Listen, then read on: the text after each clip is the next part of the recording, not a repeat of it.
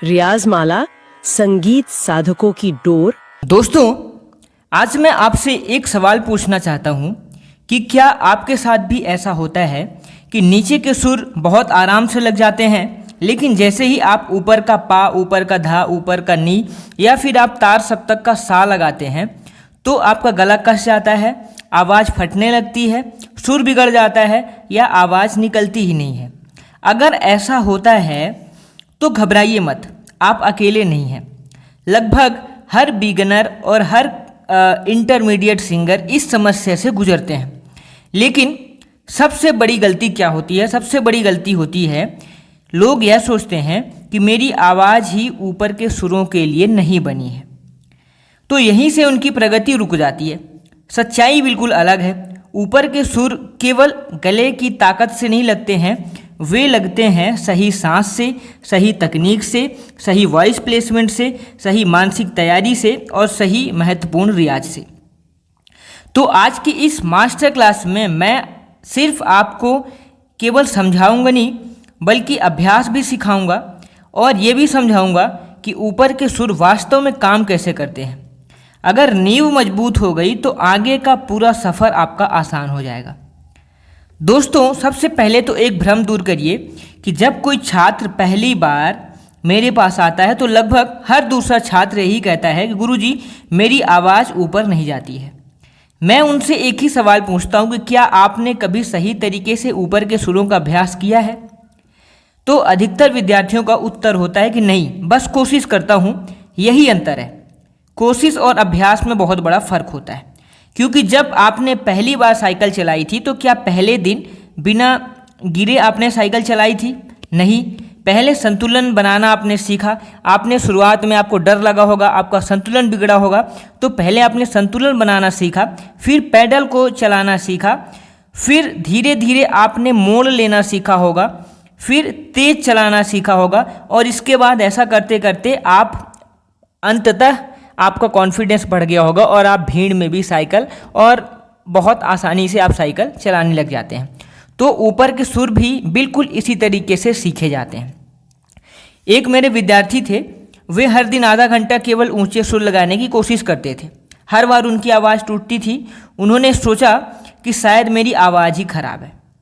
मैंने उनसे केवल एक बात कही कि आज से ऊपर का सुर मत लगाओ, पहले नीचे के सुरों को इतना स्थिर करो कि वे हिले नहीं। 3 सप्ताह बाद वही विद्यार्थी पहले से कहीं बेहतर तरीके से ऊपर के सुर लगाने लगा। क्यों? क्योंकि उन्होंने नींव मजबूत की। नमस्कार दोस्तों, रियाज माला में मैं आप सभी का एक बार फिर से हार्दिक स्वागत करता हूं। दोस्तों, आपसे छोटा सा एक निवेदन है कि अगर आप चैनल में पहली बार आए हैं तो चैनल को सब्सक्राइब कर लीजिए, क्योंकि इसी तरीके से मैं वीडियोज बनाता रहता हूं और ये वीडियो आपके लिए बहुत हेल्पफुल होते हैं। अगर आप संगीत से जुड़े हुए हैं तो इनको आप मिस मत करिए। दूसरी चीज़, आप कौन सी जगह से जुड़ करके वीडियो को देख रहे हैं ये भी हमें कमेंट में बताइए। और अगर आप हमारे प्राइवेट लेसन को भी एक्सेस करना चाहते हैं, उनको भी देखना चाहते हैं, जो कि वहाँ पर भी लगातार मैं वीडियोस अपलोड करता रहता हूँ जो कि आपके लिए होती हैं, तो वो आप ज्वाइन बटन को क्लिक करके आप उनको भी ज्वाइन कर लीजिए, क्योंकि वो भी बहुत महत्वपूर्ण वीडियो हैं। वहाँ पर आपको प्रॉपर तरीके से भी बताया गया है, तो आपको वो क्लासेस भी ज़रूर देखनी चाहिए। नीचे सब्सक्राइब के बगल में ज्वाइन का ऑप्शन होगा, वहाँ से आप ज्वाइन करके उनको भी आप देख सकते हैं। सबसे पहले दोस्तों बात आती है कि ऊपर के सुर आखिर कठिन क्यों लगते हैं। फिर 5 मिनट का अभ्यास मैं आपको बताऊंगा। पहला है कि ऊपर के जो स्वर हैं, ऊपर के स्वर कठिन क्यों लगते हैं। ये सबसे बड़ा प्रश्न है कि ऊपर के स्वर कठिन क्यों लगते हैं। अब इसे बिल्कुल आसान भाषा में पहले समझते हैं कि केवल पिच नहीं बदलती है, हमारे शरीर का कोऑर्डिनेशन भी बदलता है। यानी कि सांस का नियंत्रण, गले की मांसपेशियों का संतुलन, रिजोनेंस और वॉइस प्लेसमेंट। अगर इनमें से एक भी असंतुलित हुआ, अनबैलेंस हुआ, तो ऊपर का सुर जो है लगाना वो आपके लिए कठिन हो जाएगा, वो आपके लिए मुश्किल हो जाएगा। याद रखिए कि ऊपर के सुर जोर लगाने से नहीं आते, बल्कि कम जोर और अधिक नियंत्रण से आते हैं। इस चीज़ को समझिएगा। आप अगर पतंग को अचानक पूरी ताकत से आप खींच देंगे तो वह टूट भी सकती है, लेकिन अगर धीरे धीरे डोर को संभालेंगे तो वह बहुत ऊंचाई तक जाएगी। ऊपर के सुर भी ऐसे ही होते हैं। दूसरी नंबर यहाँ पर पॉइंट नंबर 2 ये कहता है कि सबसे बड़ी गलती ये है कि ऊपर का सुर आते ही चिल्लाना। ऊपर का सुर आते ही चिल्लाना, ये भी बहुत बड़ी गलती है। अब मैं आपको यही गलती बताने जा रहा हूँ कि वो लगभग हर बिगनर करता है कि जैसे ही ऊपर का सुर आता है वह सोचता है कि अब जोर लगाना पड़ेगा, और वो वही करता है। यहीं से गला कसने लगता है, आवाज़ कठोर हो जाती है और सुर बिगड़ जाता है। सही तरीका है कि ऊपर जाते समय वॉल्यूम को नहीं बढ़ाना है, ये ध्यान देना है। वॉल्यूम नहीं बढ़ेगी और कंट्रोल को बढ़ाना है। कंट्रोल बढ़ाना है, ना कि वॉल्यूम को, ये ध्यान देना है। क्योंकि क्या लिफ्ट ऊपर जाने के लिए धक्का मारती है? नहीं मारती है ना, वह संतुलित गति से ऊपर जाती है। आवाज़ को भी ऐसे ही ऊपर ले जाना है। क्योंकि मेरे एक छात्र हमेशा ऊंचे सुर पर चिल्लाने लगते थे। मैंने उनसे कहा कि आज केवल आधी आवाज़ में गाओ, तो पहले उन्हें अजीब लगा, लेकिन कुछ दिनों बाद उसका ऊपरी सुर पहले से कहीं अधिक साफ हो गया। अब ये सारी चीज़ें मैं अभी आपको करके बताऊंगा, लेकिन तीसरा है कि सही स्केल क्यों जरूरी है। एक ये भी पॉइंट, सही स्केल क्यों जरूरी है, ये भी एक पॉइंट है। कई लोग दूसरे गायक की स्केल में गाने लगते हैं, फिर कहते हैं कि ऊपर के सुर नहीं लग रहे। अरे, हो सकता है कि वह स्केल आपकी आवाज़ की ना हो, तो कैसे ऊपर का सुर लगेगा? हारमोनियम पर अपना आरामदायक सा खोजिए। पहले आपका कंफर्ट सा का स्केल क्या है, आप उसको निकालिए, वहीं से रियाज शुरू कीजिए। कभी कभी बड़े सिंगर की स्केल की नकल करना ये बहुत बड़ी गलती होती है, हमें अपने स्केल में करना है। आप खुद सोचिए कि अगर किसी दूसरे व्यक्ति के जूते पहन करके आप दौड़ेंगे तो असुविधा होगी। अपनी सही नाप के जूते सबसे आरामदायक होते हैं। स्केल भी ऐसा ही है, अगर आप किसी दूसरे के स्केल में अपने गले को सेट करेंगे तो वो चीज़ आपके लिए मुश्किल होगी।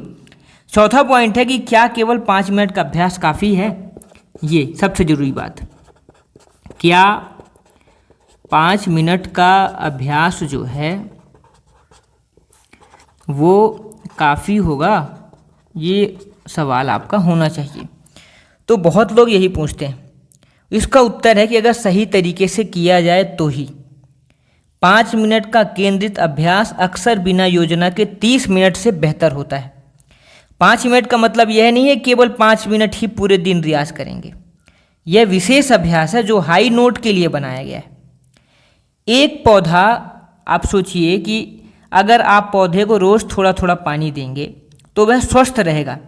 अगर एक दिन 10 बाल्टी पानी डाल दें और फिर 10 दिन कुछ ना दें तो पौधा कमज़ोर हो जाएगा। रियाज भी नियमितता चाहता है। तो पहले तो मैं आपसे कुछ सवाल यहाँ पर पूछना चाहूँगा।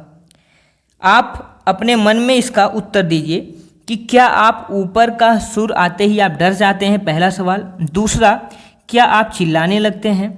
तीसरा, क्या आपका गला तुरंत कस जाता है? चौथा, क्या आपने कभी अपनी रिकॉर्डिंग सुनी है? ये 5वां सवाल है। ये इसका जवाब आपको खुद सोचना है और कमेंट में इसका जवाब देना है। तो दोस्तों, बिना वार्म अप के अगर आप तार सप्तक को पकड़ेंगे तो बहुत बड़ी गलती होगी। दूसरे सिंगर की अगर आप स्केल को पकड़ रहे हैं, ये भी गलती है। अगर आप गले पर आप जोर दे रहे हैं, ये भी गलती है। आप रोज़ नई टेक्निक बदल रहे हैं, ये भी गलती है। और अधीर होना, ये भी बड़ी गलती है। तो ये सारी चीज़ों को आपको रोकना है। आप सबसे पहली चीज़ कि केवल आपको ये करना है कि अपनी आवाज़ को रिकॉर्ड करिए अभी और इस वीडियो को देखने के बाद, और एक गीत गाइए जहाँ पर ऊपर का सुर आए। वहाँ पर आपको क्या अपने आप को महसूस करना है कि कहाँ पर आपको डर लगा, कहाँ आवाज़ टूटी, कहाँ आपको गला कस गया, कहाँ आपको लगा कि यहाँ पर गला मेरा नहीं जा पाएगा। यहीं से आपकी अब होगी शुरुआत। तो अभी आपने क्या सीख लिया कि ऊपर के सुर कठिन क्यों लगते हैं। सबसे बड़ी गलतियाँ आपने सीख ली। सही स्केल का महत्व आपने जान लिया। ऊपर के सुर का सही दृष्टिकोण आपने जान लिया। नियमित अभ्यास क्यों जरूरी, ये भी आपने जान लिया। तो ऊपर के सुर जो हैं वो गले की ताकत से नहीं, मन की शांति और सही तकनीक और नियमित अभ्यास से खुलते हैं। जो विद्यार्थी धैर्य रखता है वही एक दिन तार सप्तक को आत्मविश्वास के साथ गाता है। अब हम चलिए सीखते हैं कि अभ्यास कैसे करना है। 5 मिनट का रियाज, जिसके बारे में लोग अक्सर पूछते हैं, गुरुजी ऐसा कौन सा अभ्यास है जिससे ऊपर के सुर आराम से लगने लगेंगे। लेकिन पहले एक महत्वपूर्ण बात, यह अभ्यास आवाज़ को ज़बरदस्ती ऊंचा बनाने के लिए नहीं, बल्कि ऊपर के सुरों तक सुरक्षित और नियंत्रित तरीके से पहुंचने की क्षमता को विकसित करने के लिए है। तो आप इसे 21 से 30 दिनों तक नियमित करेंगे, ये ध्यान में रखना है। 21 से 30 दिन तक आपको ये अभ्यास को नियमित करना है, ये आपको ध्यान में रखना है। अगर आप ऐसा करेंगे तो अपनी वॉइस कंट्रोल, अपनी ब्रीथ सपोर्ट और अपनी हाई नोट में पकड़ में धीरे धीरे सुधार महसूस करेंगे। याद रखिए कि रियाज का उद्देश्य ऊपर का सुर जीतना नहीं है, बल्कि उसे सहज बनाना है। सहज तरीके से हम कैसे जाएंगे? सबसे पहले हम क्या करेंगे? सबसे पहले शरीर को तैयार करेंगे। शरीर तैयार करना सबसे पहला काम आपका ये है। अक्सर लोग पूछते हैं, गुरुजी क्या मैं उठते ही हाई नोट का अभ्यास शुरू कर दूं? मेरा उत्तर होता है कि बिल्कुल नहीं। जिस प्रकार कोई खिलाड़ी बिना वार्म अप के तेज दौड़ नहीं लगाता, उसी तरीके से गायक को भी अपनी आवाज़ तैयार करनी होती है। आप सोचिए कि सर्दियों की सुबह कार का इंजन स्टार्ट करते ही उसे तेज नहीं दौड़ाते हैं।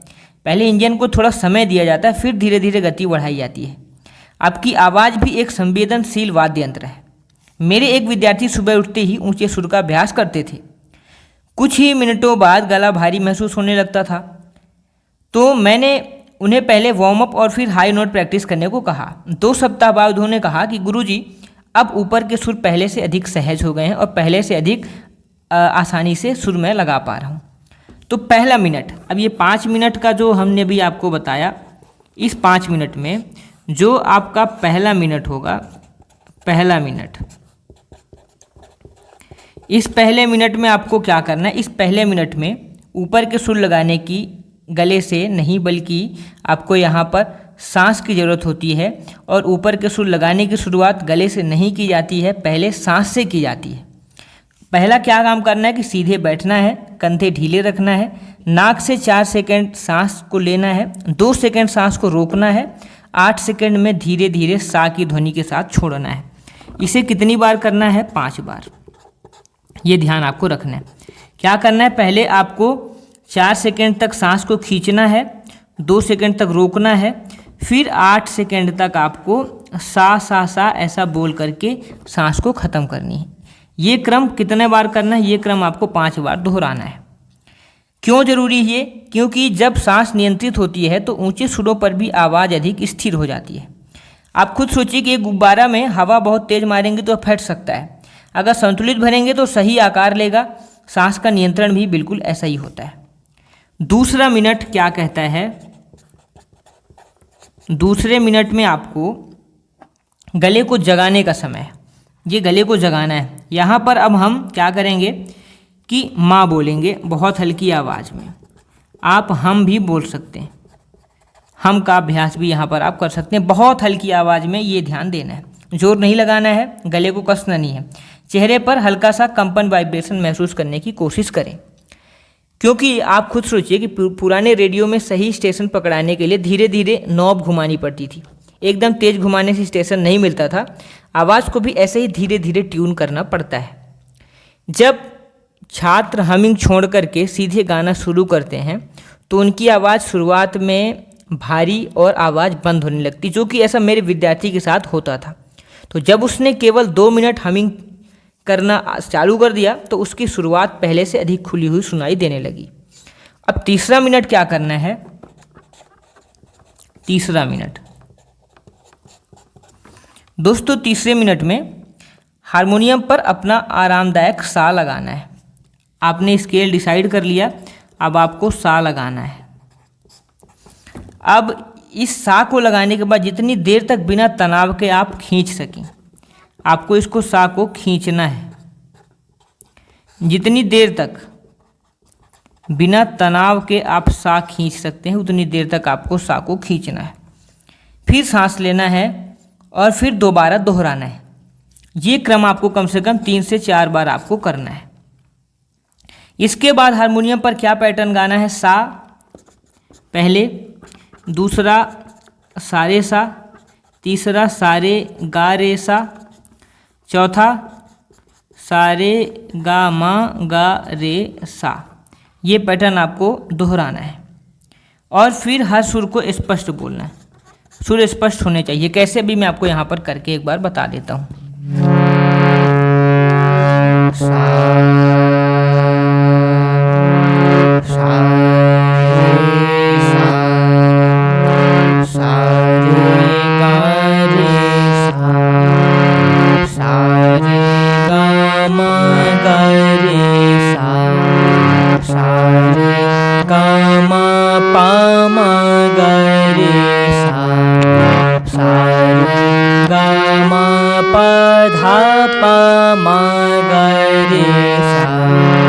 हर सुर को एक बार आगे जाना है और एक बार पीछे आना है, ये काम करना है।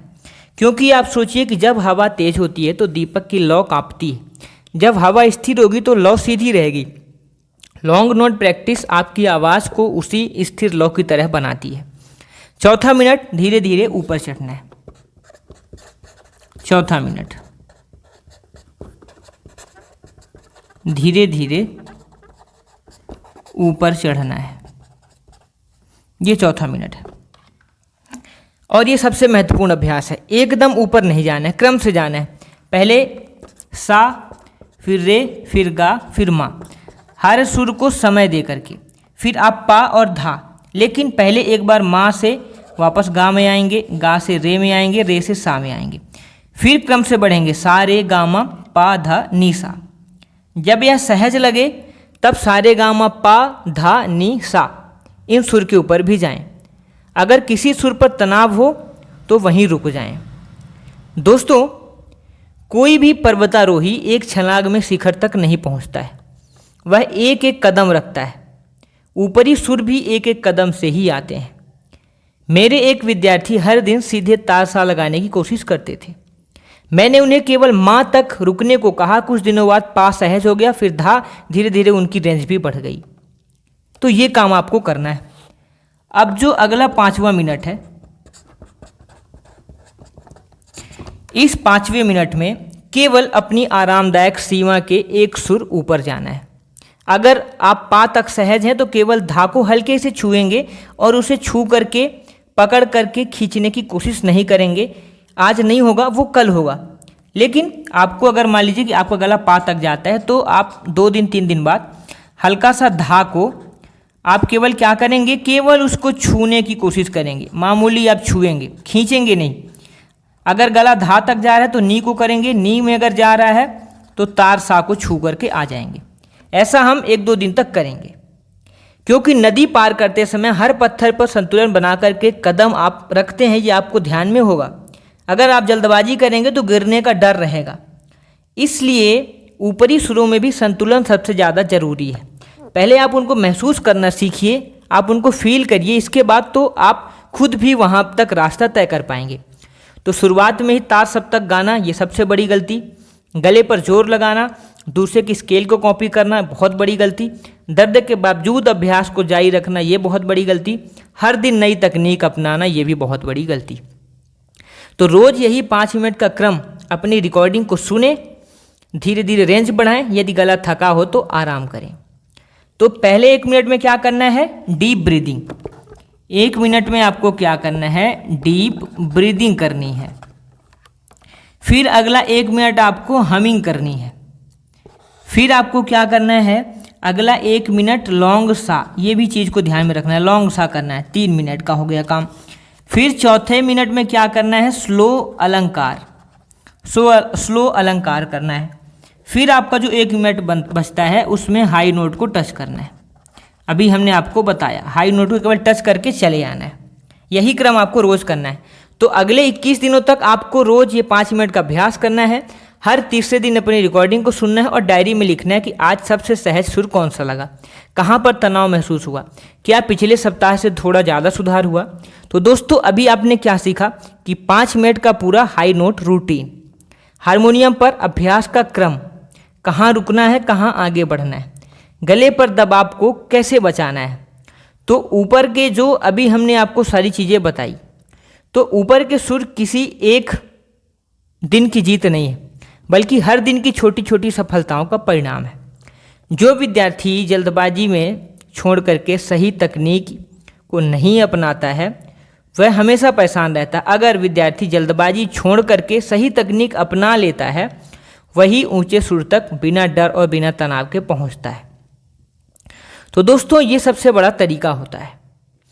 अगर आपने इसको फॉलो कर लिया तो मैं आशा करता हूं कि आपको बेहतर से बेहतर गायक बनने से कोई भी नहीं रोक पाएगा। अब ये सीरीज आपको कैसी लगी, हमारा समझाने का तरीका आपको कैसा लगा, और अगर आप इस चीज़ को स्वीकार करते हैं, चैलेंज को अगर आप एक्सेप्ट करते हैं तो आप कमेंट में चैलेंज एक्सेप्टेड जरूर लिखेंगे। और अगर आप ज्वाइन करके कुछ एक्स्ट्रा सीखना चाहते हैं जो कि हमारे प्राइवेट लेसन में वहाँ पर हमने अपलोड किया हुआ है, तो आपको ज़रूर ज्वाइन करना चाहिए और ज़रूर सीखना चाहिए। अगर आप संगीत के प्रति सजग हैं तो सब्सक्राइब कर लीजिए चैनल को, बेल आइकन को भी दबा दीजिएगा ताकि नोटिफिकेशन आपको मिले मैं कोई भी नया वीडियो लेकर के आऊँ। और इसके बाद आप कमेंट में कौन सी जगह से जुड़ करके देख रहे हैं ये हमें ज़रूर बताएं। मिलते हैं अगले वीडियो में, तब तक के लिए नमस्कार, धन्यवाद, थैंक्स फॉर वॉचिंग।